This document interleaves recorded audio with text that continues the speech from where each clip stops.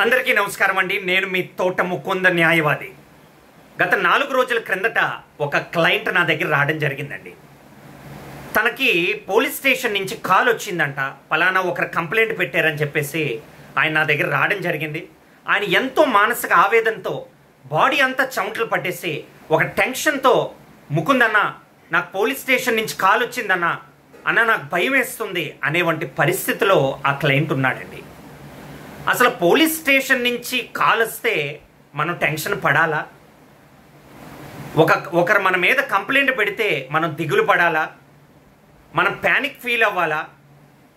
No, the answer is no. ఎవరు కూడా police station నుంచి కాల్ వస్తే ఎవరు కూడా టెన్షన్ పడవలసినటువంటి అవసరం లేదండి. పోలీస్ డిపార్ట్మెంట్, పోలీస్ ఎంటిటీ అనేది ఒక లా అండ్ ఆర్డర్ మెయింటైన్ చేయడానికి మనం ట్యాక్సులు కడుతుంటే ప్రభుత్వం ఉద్యోగాలు ఇస్తుందండి పోలీస్ డిపార్ట్మెంట్కి. సో వాళ్ళ డ్యూటీ, వాళ్ళ ప్రైమరీ డ్యూటీ ఎవరైతే కంప్లైంటెంట్స్ ఉన్నారో అక్యూజ్డ్కి వాళ్ళకి కాల్ చేసి, ఫోన్ చేసి పోలీస్ స్టేషన్కి రప్పించవలసింది వాళ్ళ ప్రైమరీ రెస్పాన్సిబిలిటీ అండ్ డ్యూటీ అండి. సో వాళ్ళ డ్యూటీ వాళ్ళు చేస్తున్నారు. సో దానికి అక్యూజ్డ్గా మీరు ఎందుకు టెన్షన్ పడాలి, ఎందుకు ప్యానిక్ ఫీల్ అవ్వాలి? First of all police department నుంచి కాల్ వచ్చిన వెంటనే మనం 3 ప్రశ్నలు అడగాలండి. ఆ పోలీస్ కానిస్టేబుల్ కానీ ఎవరైతే రిసెప్షన్ నుంచి ఫోన్ చేస్తున్నారో, ఏ పోలీస్ స్టేషన్ నుంచి మీరు కాల్ చేస్తున్నారు అనేది ఫస్ట్ మీరు అడగాలండి అక్యూజ్డ్గా. సెకండ్, మీ పేరేంటి, మీ డెసిగ్నేషన్ ఏంటని అడగవలసినటువంటి బాధ్యత ఉందండి. అలాగే మూడోది, ఎవరు కంప్లైంట్ పెట్టారు, వాళ్ళ పేరేంటి, అలాగే ఏ బేసిస్ మీద కంప్లైంట్ పెట్టారు అనేది కూడా మీరు అక్యూజ్డ్గా అడవలసినటువంటి రైట్ మీకు ఉందండి.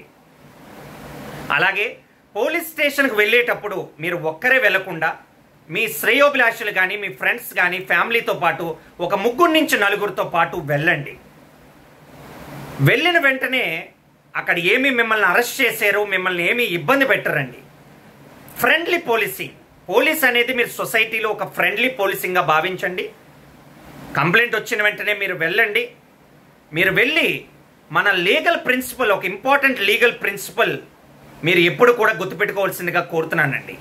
ఆడి ఆల్ట్రమ్ పార్టమ్, హియర్ బిఫోర్ యూ డిసైడ్. ఎవరు కూడా మీ తాలూకు వంటి వర్షన్ వినకుండా అక్కడ ఎఫ్ఐఆర్లు ఏం పెట్టేశారండి, మిమ్మల్ని ఏమి అరెస్ట్ చేయరు. ముందు ఆ భ్రమ నుంచి బయటకు రండి, ఆ ప్యానిక్ సిచ్యువేషన్ నుంచి బయటకు రండి. మీ version hear before you decide. ఆ ఎంటిటీస్ ఎవరైతే ఉన్నారో, ఎస్ఐ కానీ సిఐ కానీ, మీ వర్షన్ వినకుండా ఎవరో ఏదో కంప్లైంట్ పెట్టారని ఎమ్మటే ఇమ్మీడియట్గా మిమ్మల్ని అరెస్ట్ చేయడం కానీ, మిమ్మల్ని ఇబ్బంది పెట్టడం కానీ జరగదండి. ముందు ఆ అనుమానం నుంచి బయటపడండి, మీ వర్షన్ కూడా వినిపించండి. ఎవరో మీ మీద కంప్లైంట్ వేసారని మీరు దొంగ కాదండి.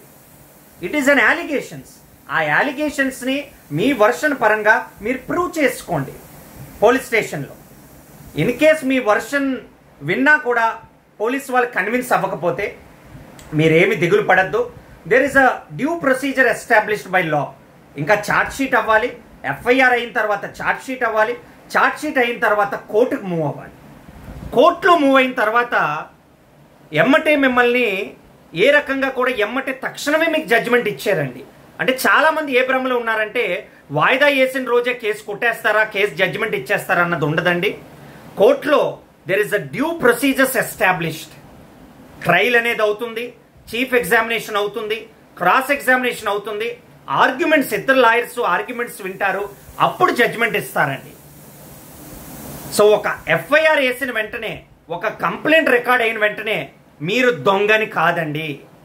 Those are allegations on you and the court has given a wonderful opportunity for you to prove that you are not found guilty of crime. So nothing to worry. ఆడి ఆల్ట్రమ్ పార్టమ్, ఈ తాలూకు వంటి లీగల్ ప్రిన్సిపల్ని మీరు గుర్తుపెట్టుకోవాల్సిందిగా కోరుతున్నానండి. Hear before you decide.